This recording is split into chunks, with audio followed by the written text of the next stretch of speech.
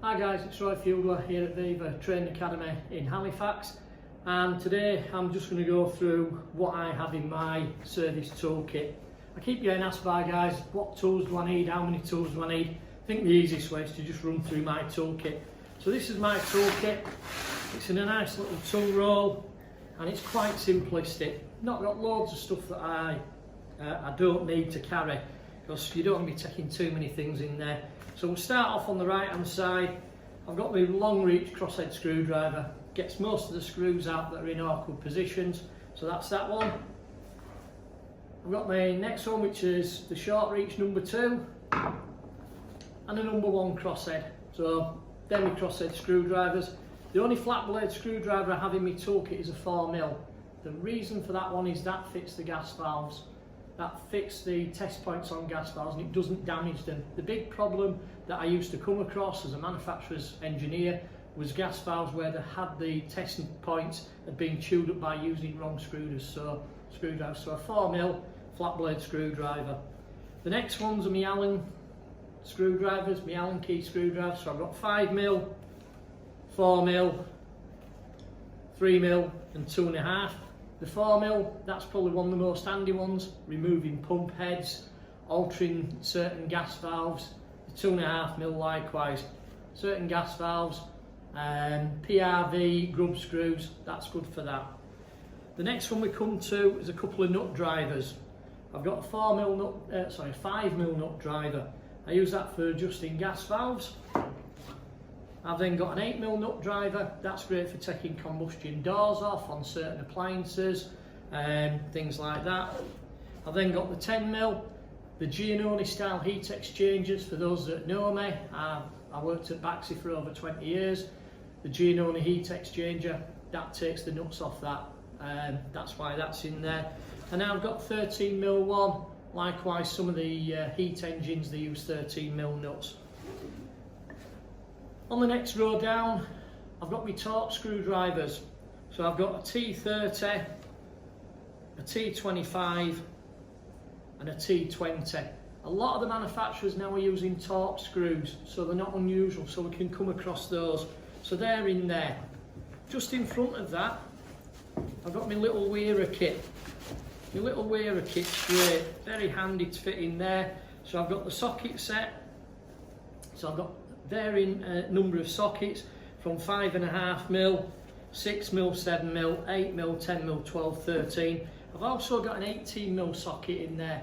That's for taking out the water turbines, the brass ones that Baxi use, ideally using them. So it's a 6-sided socket, that's very handy for removing those. Then obviously I've got the little socket driver itself, which is articulated, so I can either have it straight or I can have it angled. Taking in, taking out. And then I've got various screwdriver bits. So to go along with the basic screwdrivers, I've got the varying screwdriver bits in there. So again, I've got Allen screws, Torx screws, Phillips, posi drive and flat blade. So that's my little wearer kit. Pair of grips. I don't use these very often, but sometimes you just need a bit of extra power to get in there, so they're quite handy.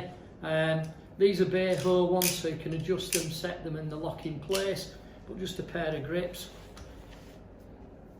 Pair of flat nose pliers, again for getting older clips. A lot of boilers now have got little metal clips in there for getting into tight areas, for taking things out. That's what I use those for.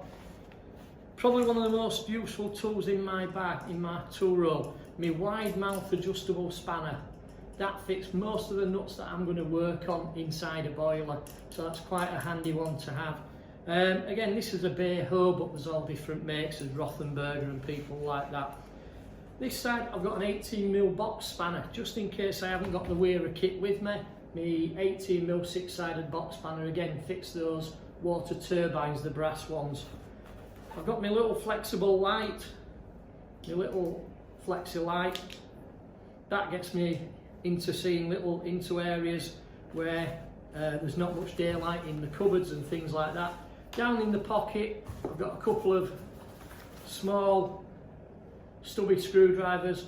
I've got a crosshead and a flat blade in there. And then the last thing in this tool roll, I've got my multimeter. So this is the one I tend to use.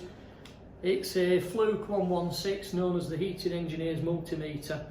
This has got the little magnetic strap on there, so when I'm working on boilers I can stick it to the front of the boiler and I can pop that on there.